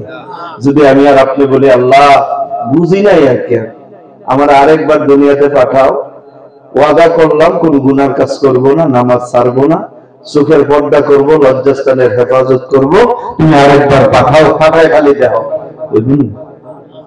কথা মানে আপনাকে এলাকার লোকেরা লোকে আল্লাহর লোকে একটা যোগাযোগ হয়েছে, আল্লাহ মনে কইছে আপনাদের আবার কই পাঠাইবে, এরকম চুক্তি হয় নাই, তাহলে আসতে পারবো না। তাহলে যা করার দুনিয়া থেকেই করে যেতে হবে। আমার পর্দার আমাদের মা বোনদেরকে আমি ছোট্ট একটা গল্প শোনায় যাই। এটা কোরআন হাদিসের গল্প না, আমি শুনেছি আমার নিজের কানে। আমাদের বাংলাদেশে বিশ্ব ইজতেমা হয় টঙ্গীর ময়দান, জানেন তো আপনারা? এটা অনেক আগে, আমি যখন হেদায়েতুন নূর পড়ি, ওলামায়ে কেরামদের একটা বয়ান হয় খুসুসি ভাবে। ওই বয়ানে দেখছিলাম ডাক্তার নূর আহমদ নূর সাহেব, উনি তাবলিগ জামাতের অনেক বড় আমির। তো উনি পাকিস্তান থেকে আসছিল, ওলামায়ে কেরামদের মজলিসে উনি বয়ান করছে। উনি বলেন, আমরা একবার তাবলিগ জামাত নিয়ে পাকিস্তানের একটা এলাকায় গেলাম। ওই এলাকাটার নাম উনি বলছিল শাগুফতা। নাম কি এলাকার? শাগুফতা। কথাটা খেয়াল করে শুনেন আপনারা। শাগুফতা নামক এলাকায় আমরা 3 দিনের জন্য একটা জামাত নিয়ে গেলাম। উনি বলেন, আমরা আশ্চর্য হয়ে গেলাম, এই এলাকাতে 2 দিন থাকার পরে আমরা যতই বাইরে তাবলীগ গেলেও তোরা বাইরে না, বাইরে হইলাম, 2 দিনের মধ্যে একদিনও একটা বেপরদায় মহিলা রাস্তা আমরা দেখি নাই। এই জন্য দ্বিতীয় দিন বাদ এশা, उन्हीं के इशा के बाद मैंने इमाम साहब से सवाल किया, पूछा, इमाम साहब आपके साथ मेरा कुछ बातचीत है। उन्होंने किसी কথাবার্তা আছে আমার। ইমাম সাহেব ঠিক है, রাজি আছেন। তো পরে খানা খাওয়াইলো, খাওয়া দাওয়া করে তো ডাক্তার নূর আহমদ নূর সাহেব বলে, আজীব কত এলাকায় গেলাম, কত দেশে গেলাম, আমার তো বিশ্বের মধ্যে এমন কোন রাষ্ট্র নাই যে রাষ্ট্রে যাই নাই, এই এলাকাতে এসে কোনো মহিলা বেপরদায় দেখলাম না। যদিও 2-4টা মহিলা দেখছি বোরখা পরা, আর বোরখাও একটা এরিয়া। আমাদের দেশে কিন্তু এখন বোরখা পরে ফ্যাশন, বোরখা পরে আরো আকর্ষণ বাড়ায় দেয়। কথা ঠিক কি রাখুন, এই সমস্ত বোরখা পরা জায়েজ নেই। যারা হজে গেছেন, হেরেমের ভিতরে মহিলা পুলিশ আছে, দেখছেন কিনা জানেন? এরা যেই বোরখা পরে, একটার মধ্যে আমাদের দেশে 20 জন মহিলা ঢুকাইলেও জায়গা থাকবে। কথা বুঝেন নাই?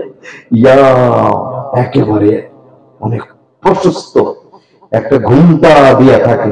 আমাদের দেশে 8 ফিট বোরখা পরে, এদিক দিয়ে চোখগুলি খুব আকর্ষিত করে বের করে রাখে, যার জন্য যুবকেরা আরো আকর্ষিত হয়ে যায়। এগুলি বোরখা না, বোরখা নামের এগুলি ভণ্ডামি, আর কিছু না। এই জন্য আমার বৃদ্ধ বাবা, গার্ডিয়ান যিনারা আছেন, মেয়েকে বোরকা বানিয়ে দিবেন, ওলামায়ে কেরামদের সাথে পরামর্শ করে। ভাই আমার মেয়েটা, আমার বিবিটা একটা কলার মতো, কলার দাম ততক্ষণ সিল্কার ভিতরে যে থাকে, যতক্ষণ কলার দাম থাকে না সিল্কা থেকে বের হয়ে গেল। আপনি যদি মনে করেন আমার গাছে সাগর কলা ধরছে, সাগর কলা চিনেন, এত বড় বড় হয়, বাজারে বিক্রি করবো, তো মনে মনে ভাবলেন উম্মতের ফিকির, কলাগুলি একটু সুইলা সহজ করে দিই, একটা সুইলা সুন্দর করে এত বলের মধ্যে নিয়ে বাজারে গেছে, ভাই নাও কলা সুইলা দিছি, কিনবার খাইবা। পরে দেখে যে এই কলা লয়ে বাড়ি আছে, বউকে কি ব্যাপার বেচলা না কেন, একজন আইয়ে না। তো ওই কয়েকটা কলা ছিল ছোট ছোট, তো কয় নয় দিয়ে দিয়েছে, আর কিছু চালটা নিয়ে আসো, ঘরে তো চাল নেই। এই মেসা মুসা ডাক ডুব কলাগুলি নিয়ে গেছে। মানুষকে কি হয়, গাছের কলা, হ্যাঁ এটা গাছের কলা, মেডিসিন ছাড়া, একবারে অরিজিনাল, থাপা থাপ করে মানুষ লয়ে গেছে, অল্প সময় বেচা হয়ে গেছে। তো চালটাল নিয়ে আসছে, বিবি তো কি ব্যাপার, এই মেসা কলা এত টাকা বেচলা, আর এই দামি দামি কলাটি বেচতাল্লা না। তো কয় বিবি বুঝে আসছে, কলার দাম ততক্ষণ থাকে যতক্ষণ সিল্কার ভিতরে থাকে। বুঝেন না? আর পরের কলাগুলো যদিও দেখতে সুন্দর না, কিন্তু এগুলো সিল্কার ভিতরে ছিল, এই জন্য এগুলোর দাম বিক্রি করা পেল। আমার আর আপনার, আমার স্ত্রী, আমার মেয়ে, আমার মা অনেক দামি সম্পদ, পৃথিবীতে সবচেয়ে দামি সম্পদ আমার মা, আমার স্ত্রী, আমার মেয়ে, অনেক দামি সম্পদ। এগুলির উপরে পরপুরুষের নজর লাগলে, পুরুষের নজর লাগলে এগুলি বদ নজর লাগে। অনেক মেয়েদের চেহারা দেখবেন অনেক সুন্দর ছিল, পরবর্তীতে এটা কেমন নষ্ট হয়ে যায়, মেয়েদের বিবাহ হয় না এই বদ নজরের কারণ। এই জন্য বোরখা বানিয়ে দিবেন, শরীয়ত সম্মত ঝুলঝাল পাটলা বোরখা বানায় দিবেন। তো বলি ইমাম সাহেব, আপনাদের এলাকায় 2 দিন থাকলাম, কালকে তো চলে যাব, একটা মহিলা রাস্তায় বেপরদায় দেখলাম না, কারণ কি? ইমাম সাহেব কয়, হযরত সময় হবে শুনতে, আমার আরো 2 ইমাম আগের ঘটনা আছে। এই এলাকার সবচেয়ে বেশি বেপরদার ছড়াছড়ি ছিল, মহিলারা উদামের মতো চলতো, অর্থাৎ মাথায় ঘুমটা না দিয়া চুল ছাইড়ে চলতো, যেটা আমাদের ঢাকা শহরে দেখা যায়। ভালো ভালো মার্কেট গুলোতে গেলে দেখবেন মেয়েদের মাথায় ওড়না নাই, গলায় ওড়না নাই, এরকম ওই ইয়ের মতো চলে, এরকমই ছিল। তো কি হইলো, ওই এলাকায় 11টা মসজিদ আছে, 11টা মসজিদের ইমাম, এরা এই মসজিদে একদিন জুমা রাত, বৃহস্পতিবার দিবাগত রাত্রে এরা একত্রিত হয়েছে। 11 জন মসজিদের 11 ইমাম, এরা আসার পর থেকে নিয়ে ফজর পর্যন্ত আল্লাহর কাছে কান্নাকাটি করছে, মালিক বাহিরে বের হতে পারি না, চোখের পর্দা করতে পারি না, মহিলারা এত বেপরোয়া হয়ে গেছে, আল্লাহ তুমি এমন একটা ব্যবস্থা করো যাতে করে মহিলারা পর্দায় ঢুকে যায়। হাত্তাল ফজর পর্যন্ত তারা কাঁদছে, কাঁদে চলে গেছে, কোনো ফায়সালা নাই। আবার দ্বিতীয় বৃহস্পতিবার দিবাগত রাত্রে আবার মসজিদে সমবেত হয়েছে, আবার সারা রাত কান্নাকাটি করছে, চলে গেল, কোনো ফায়সালা নেই।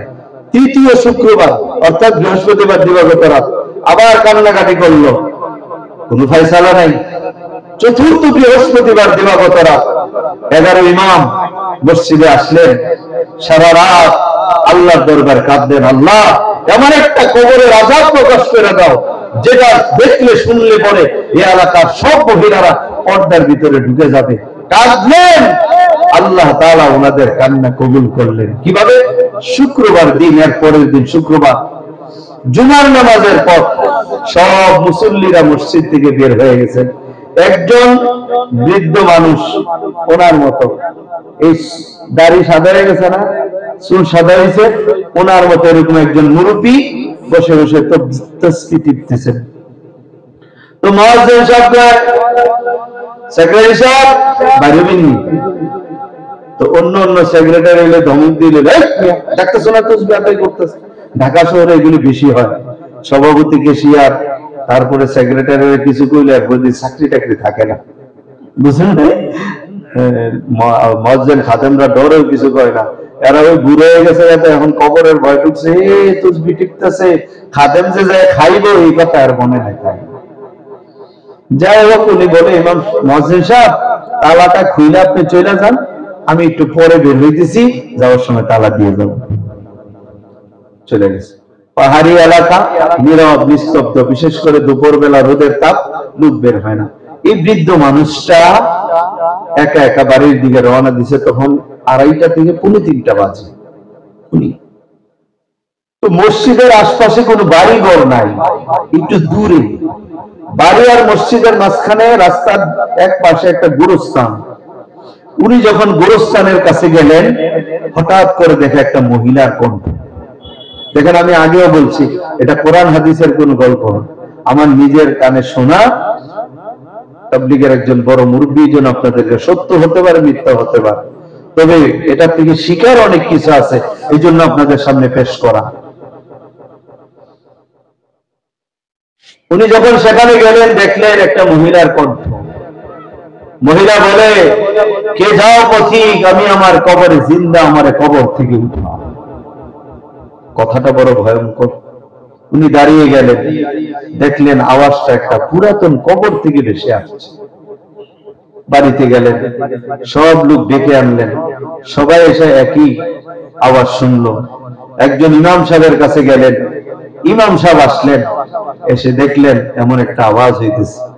ইমাম সাহেবের মুখের মধ্যে একটা হাস্যোজ্জ্বল অবস্থা, চেহারাটা হাসি হাসি দেখা যায়, হাসি খুশি দেখা যায়। একজন মুসল্লি জিজ্ঞেস করে, হযরত, আমরা এই অবস্থা দেখে ভয় পেয়ে গেলাম, আর আপনি একটু হাসি হাসি ভাব। ইমাম সাহেব মনে মনে বলে, আল্লাহ মনে হয় আমাদের চোখের পানি কবুল করেছেন। সুবহান।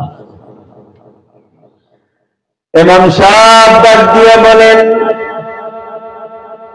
ও এলাকার ভাই, বাড়ি থেকে একটা কোদাল আর খাড়ি নিয়ে আসেন। বাড়ি থেকে কোদাল করে আইনা কবরের এক পাশ দিয়ে তারা খুললো, ছিদ্র হয়ে গেল। কবরে উঁকি মারবে মারবে, এমন সময় কবরের ভিতর থেকে একজন ডাক দিয়ে বলে, না না না, কবরের দিকে উঁকি মাইরো না। আবার কাপড়ের কাপড়টা পচে গেছি, আমার জন্য একটা কাপড় নিয়ে আস। তারা দৌড়াইয়া যাইয়া বাড়ি থেকে একটা কাপড় নিয়ে আসলো, কাপড়টা পেঁচাইয়া কবরে নিক্ষেপ করলো। কিছুক্ষণ পরে কবর থেকে আওয়াজ, তোমরা কবরের পাশ থেকে চলে যাও। সবাই কবরের পাশ থেকে সরে গেল। একজন মহিলা কাপড় পেঁচাইয়া ওইখান থেকে বের হইয়া বাড়ির দিকে দৌড়ায়, অল্প সময় বাড়িতে চলে গেল। বাড়িতে কোনো মানুষ নাই, সব মানুষ কবরের আওয়াজ শোনার জন্য চলে আসছি। একটা ঘরের মধ্যে ঢুইকা জানালাগুলো দরজাগুলো অল্প সময়ে লাগায় দিল। মানুষগুলো দৌড়াইয়া দৌড়াইয়া গেল, যাইয়া বলে, ওরে বোন, কেমন নিমক হারাম তুমি কবর থেকে উঠাইলাম, আমগুলো একটা কথাও কইলা না, তুমি দৌড়াইয়া চলে আসলা, তোমার পরিচয় কি?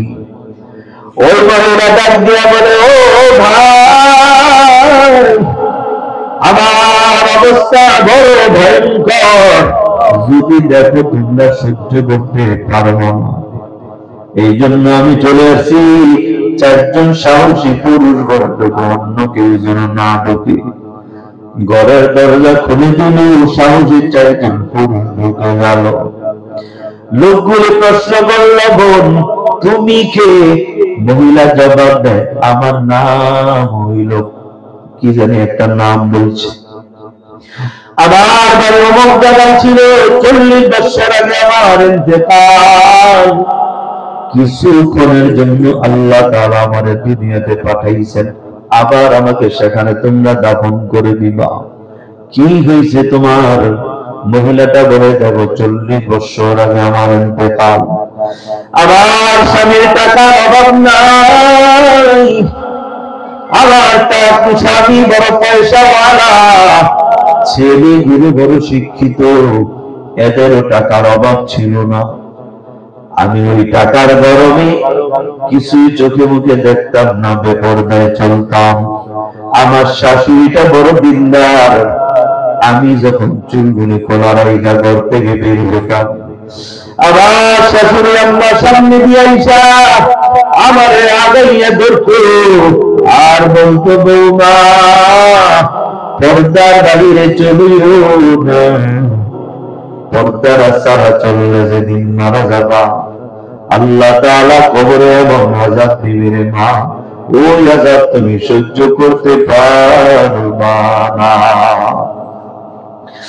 আমি আমার শাশুড়ির কথা শুনতাম না, মানতাম না, বলতো আমি কি বললাম নিজের ভালো কোথাও, মোল্লাদের সব কথা শোনা যায় না। ওরে আমার বন্ধুরা, অনেক মানুষ হুজুরদের কথা বাবা ঠিক ক্যামেরা ভালো বিশ্বাস করতে চায় না। সমাজে এমন মানুষের সংখ্যা আছে না নাই জোরে বলে না, না এই কাজগুলি করবেন না। আল্লাহ তাআলা বলেন জাহান্নামে যাওয়ার পরে ফেরেশতারা বলবে, তোমাদের কাছে কি কোনো নবী রাসূল যায় নাই যারা তোমাদেরকে আল্লাহর কোরআনের আয়াত পড়ে পড়ে শোনাইতো আর জাহান্নামের ভয় দেখাইতো? এমন নবী রাসূল কি যায় না? এমন আলেম কি যায় নাই? সেই দিন আমি আর আপনি সত্য কথা বলবো। আল্লাহ বলেন ক্বালু বালা ওয়ালাকিন হাক্কাত কালিমাতুল আযাবি আলাল কাফিরিন।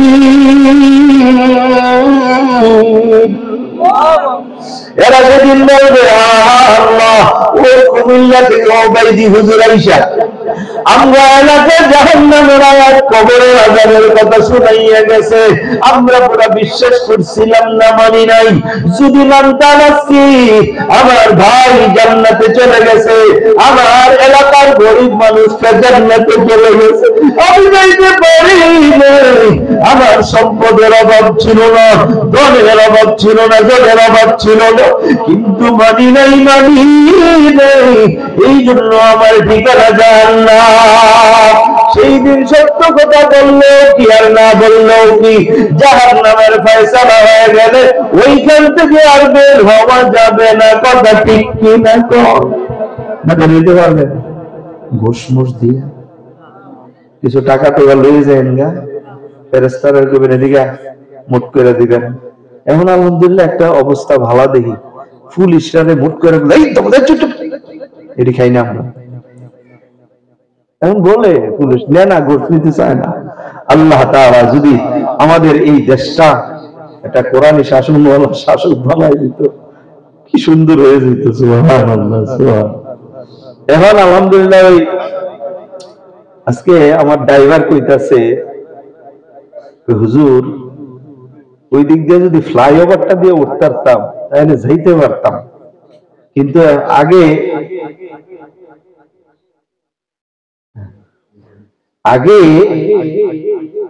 ওই টাকা দিলে উঠতে পারতাম, এখন আর টাকা টোকা নেয় না। আলহামদুলিল্লাহ, আল্লাহ তাআলা এই পরিবেশটা। জাহান্নামে গেলে কোন গোষ্ঠ চলবে নি? কথা বলেন, চলবে? যদি আমি আর আপনি দেই, ফেরেশতারা বলে ভাই আমার ফিডাটিটা দুই একটা কম দে, আমার ফিডাটিটা কিছু কম দে, এটা শুনবে নি? হ্যাঁ, শুনবে না। এই জন্য ভাইয়া দুনিয়ার থেকে আমার আর আপনার আমল বানায়া তারপরে কবরে যেত। কথা ঠিক কি রাখেন? তো মহিলা শোনাইতেছে যে আমি পর্দায় চলতাম, মাথায় ঘুমটা দিতাম না কখনো, চুল ঢাইকা চলছি এমন ইতিহাস নাই। হ্যাঁ, এইভাবে চলতে চলতে মারা গেলাম, কবরস্থ করে সবাই চলে গেল। দেখলাম দুইজন ফেরেশতা আসলো, হাদিসে আছে মালাকানে আসওয়াদান, দুইজন কালো ফেরেশতা আসবে, চোখগুলো নীল নীল হবে, পশম থাকবে শরীরে কালো কালো, সেই পশম দিয়ে আগুনের ফুলকি বের হবে। নাউজুবিল্লাহ।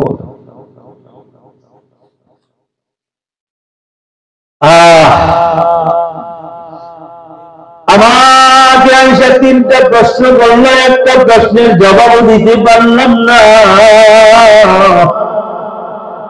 এরপরে আমাকে উঠাইয়া বসাইল, একটা একটা চুল জাহান্নামের অস্ত্র দিয়া ধইরা ধইরা টাইনা টাইনা উঠাইল। একটা চুল উঠাইতে যেই ব্যথা আমি পাইছি, একটা চুল উঠানোর ব্যথা যদি দুনিয়ার মানুষকে ভাগ করে দেওয়া হইতো, সারা দুনিয়ার মানুষ ওই একটা চুল উঠানোর ব্যথা ছটফট করতে করতে করতে মারা যাইত। চুলগুলো উঠানো শেষ, আবার চুল গজায়, আবার একটা একটা করে চুল উঠায়। কিয়ামত পর্যন্ত এইভাবে আমার কবরে আযাব চলতে থাকবে। এই নখগুলো উঠাইয়া ফেলে আবার ভালো হয়, আবার নখ উঠায়। ঠোঁটগুলো কেঁচি দিয়া কেটে ফেলে আবার ভালো হয়, আবার কেঁচি দিয়া কাটে। ওরে পর্দার আড়ালের আম্মা জানেরা, অনুরোধ করে বলে যাই মা, কোনদিন বেপরদায় চলিব না, স্বামীর সঙ্গে বেয়াদবি করো না, স্বামীর মনে কষ্ট দিও না মা। স্বামীর মনে কোনদিন কষ্ট হয় এমন কোন কথা তুমি বলিও না। বড় পীর আব্দুল কাদের জিলানী রাহমাতুল্লাহ আলাইহি নাম শুনছেন? কথা বলেন, আপনারা কি কথা কম কর না? বড় পীর সাহেবের নাম শুনছেন? বড় পীর আব্দুল কাদের জিলানী রাহমাতুল্লাহ আলাইহি ওনার লিখিত বুনিয়াতুত তালিবিন, এটা আরবি কিতাব, বাংলা বের হয়েছে, পারলে কি নজরে রাখবেন। উনি বলেন, যদি কোনো দুনিয়ার মা, দুনিয়ার কোনো ভাই চায় আমি একজন নেককার সন্তানের মা হব, বাবা হব, স্বামীর সঙ্গে যেন স্ত্রী কোনোদিন বেয়াদবি না করে, স্বামীর মনে যেন কষ্ট না দেয়, স্বামীর মনে যেন ব্যথা না দেয়। বড় বিশ্বাসের আব্বা, বড় বিশ্বাস বলে আমি আমার আম্মার মুখে শুনছি। আমার বাবা বিবাহ করার পর একদিন আরঙ্গে গেলেন সকাল্লা বাজারে। বন্ধু জিগায়, ও দোস্ত তুমি বলে বিবাহ করছো? বলে হ্যাঁ হ্যাঁ। বউটা কেমন করলো? আমার বাবা জবাব দিল, আমার বিবিটা বড় ভালো, 11 মাস হইল বিবাহ করলাম, একদিনও তাহাজ্জুদের নামাজ কাজা হয় নাই, শেষ রাত্রে হইল আমার বিবি আমারে জাগায়া দেয়। অবন্ধু, সবচাইতে আশ্চর্যের বিষয় হলো এটা, আমি ঘুম থেকে উঠে তাহাজ্জুদ করব, ওযু করার জন্য যখন পুষ্করিণীর দিকে কদম বাড়াই, আমার বিবি আমারে বাধা দিয়ে কয়ে যাওয়া লাগবে না। আধা ঘন্টা আগে আমি আপনার ঘুম থেকে আধা ঘন্টা আগে আমি ঘুম থেকে উঠেছি, গরম পানি করেছি নেন, এই পানি দিয়ে ওযু করেন। ওই গরম পানি দিয়া শীতকালে ওযু করে তাহাজ্জুদ করি, বিবির জন্য বড় দোয়া আসে। মনে মনে একদিন দোয়া করে দিলাম, আল্লাহ আমার বিবিটা বড় ভালো, আমি আমার বিবির উপরে রাজি, তুমিও রাজি হয়ে যাও। স্ত্রী আমার ডাক দিয়া বলে, ও স্বামী আমার, কি দোয়া করেন? এই দোয়ার সঙ্গে আরেকটা দোয়া করে দিন, যদি আপনি আমার খেদমতে রাজি হয়ে থাকেন, আল্লাহ যেন আমার এমন একটা সন্তান দেয়, যে সন্তান নিয়ে আমি হাসরের ময়দানে আল্লাহর কাছে গর্ব করতে পারি। বাবা আমার আল্লাহর কাছে দোয়া করে দিলেন, আল্লাহ তাআলা স্বামীর দোয়া স্ত্রীর জন্য কবুল করে নিলেন। আল্লাহ তাআলা ওই মহিলার গর্ভে এমন একটা সন্তান দিলেন, যেই সন্তানের নাম রাখলো আব্দুল কাদের। পরবর্তীতে জগৎ বিখ্যাত ওলি হয়ে গেল। এখন সম্মানের সাথে তার নাম নেয় বড় পীর আব্দুল কাদের জিলানী রাহমাতুল্লাহ আলাইহি। আমার পর্দার আড়ালের মা, অনুরোধ করে বলে যাই রে মা, কোনদিন স্বামীর সঙ্গে বেয়াদবি করবা না, স্বামীর মনে কষ্ট দিবা না, শ্বশুর শাশুড়ির সঙ্গে ঝগড়া করবা না, বেয়াদবি করবা না, শ্বশুর আর শাশুড়ির খেদমত করবা, স্বামীর খেদমত করবা, ননদের সঙ্গে ঝগড়া করিও না, দেবরের সঙ্গে দেখা দিও না, শাশুড়ির সঙ্গে দেখা দিও না। ও বৃদ্ধ বাবারা, জগৎ বাইনা নাস্তাগা করিও না, চোখ দিয়া বেদনারে দেখিও না, হারাম পথে কোনোদিন পা বাড়াইও না, হারাম খাইও না, হারাম কামাই করিও না, সুদ খাইও না, না, ঘুষ খাও না, হারাম কামাই দিয়া ঘর বানায় না, জমি যাও না। এ বাবা একদিন দুনিয়া ছেড়ে চলে যাবো, ঘর তো ঘরের জায়গায় থাকবে, বাড়িটা বাড়ির জায়গায় দাঁড়িয়ে থাকবে, জমিটা জমির জায়গায় দাঁড়িয়ে থাকবে। তোমার টাকাগুলো ওই ব্যাংকে পড়ে থাকবে বাবা। যেই দিন তুমি মারা যাবে একটু খেয়াল করে দেখো, আজকে রাত্রে যদি তোমার মত হয়ে যায়, কালকে তোমাকে বাবা ঘর থেকে বের করে দিবে। ওই গানের কুড়ায় একটা ঝুঁকি পাইছা, তোমার অবস্থা কাটে তিন টুকরা কাপড়ের কাপড় কাটে রেখা কথা দিয়া জল পানি দিয়া গোসল হইয়া তোমারে আমারে তিন টুকরা কাপড়ের মধ্যে ঢুকাইয়া প্যাকেট বানাইয়া পায়ের কাছে কোমরের কাছে মাথার কাছে তিনটা বাদ দিয়া গিরা দিয়ে তোমারে আমারে বাড়ি থেকে দিবে বিদায় করিয়া। এই বাড়ির একটা ইট তোমার সঙ্গে যাবে না, এই কত দামি খাট কাঠের উপরে যাচ্ছে। এই শীতকাল বাবা তোমার কবরে যখন শোয়াবে, কত কবরে দেখলাম ছোট্ট বাচ্চা চিৎকার মানে আর বলে, ও চাচা আমার আব্বা জ্যাকেট গায়ে না দিলে থাকতে পারে না, কোটি গায়ে না দিলে থাকতে পারে না। আমার বাবার ব্লেজার আছে, কোটি আছে, চাদর আছে, আমার বাবার লেপ আছে, কম্বল আছে, আমার বাবার এই কবরে মাটির মধ্যে কেন সবাই মানুষগুলো বড় নিষ্ঠুর।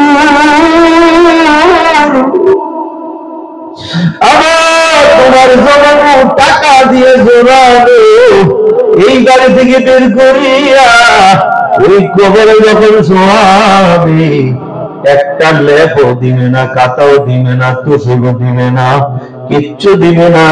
কবর এমন একটা ঘর, এমন একটা ঘরে শোয়াবে যেই ঘরের দরজা নাই, জানালাও নাই, বন্ধু নাই রে, বান্দর নাই রে কবরে, বন্ধু নাই রে, বান্দর নাই রে কবরে,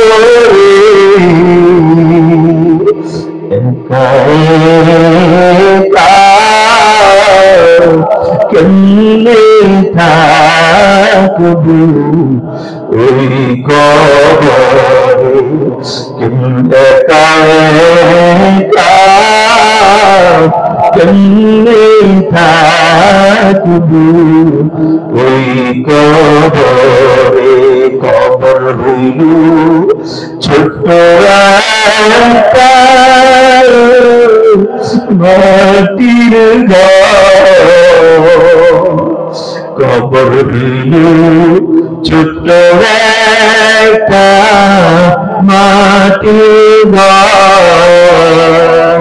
ঠিক কিনা বাবা বলুন? এই কবরে আমাকে আপনাকে থাকতে হবে। এই জন্য অনুরোধ করে বলে যায়, হাতে ধরে পায়ে ধরে অনুরোধ করে বলে, এখনো সময় আছে, ফেরো গুনার কাজ ছাড়ো, নেকের কাজ ধরো, আল্লাহ ওয়ালা দুনিয়া থেকে যাও।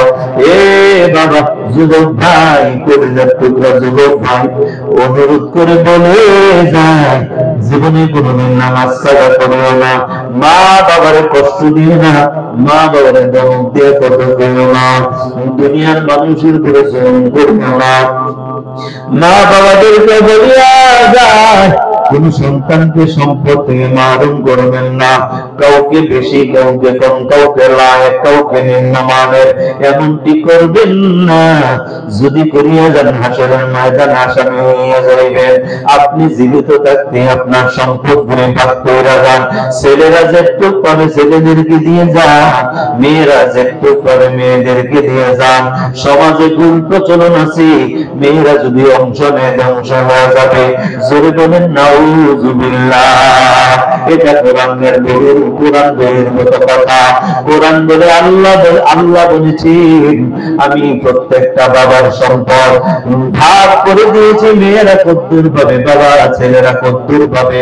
আপনি একজন বাপ, আপনি একজন মা, যদি সম্পদের মালিক হয়ে থাকেন, কোরআন হাদিস অনুযায়ী আলেমদের সঙ্গে পরামর্শ কইরা সম্পদগুলি ভাগাভাগি কইরা দিয়ে যান, না হয় হাসরের ময়দানে আসামির কাঠগড়ায় দাঁড়াইতে হবে। এ বাবা, যারা নামাজ পড়ে না কঠিন ভেঙে যান, মহিলাদের নামাজ যদি না পড়ে ঘরে খানা নাই, তোমার সঙ্গে সম্পর্ক নাই, ভয় পাইন না। হয়তো বলতে পারেন আমি বৃদ্ধ হয়ে গেছি, এখন যদি কঠোর হই সন্তানেরা টাকা দিবে না। আল্লাহ বলে না না, তোর সন্তান করে পারে না, আমি তোর ভাই, আমি করে পারি। আল্লাহ তাআলা আমাদের সবাইকে মানার, বুঝার, আমল করার তৌফিক দান করুক। জোরে বলেন আমিন।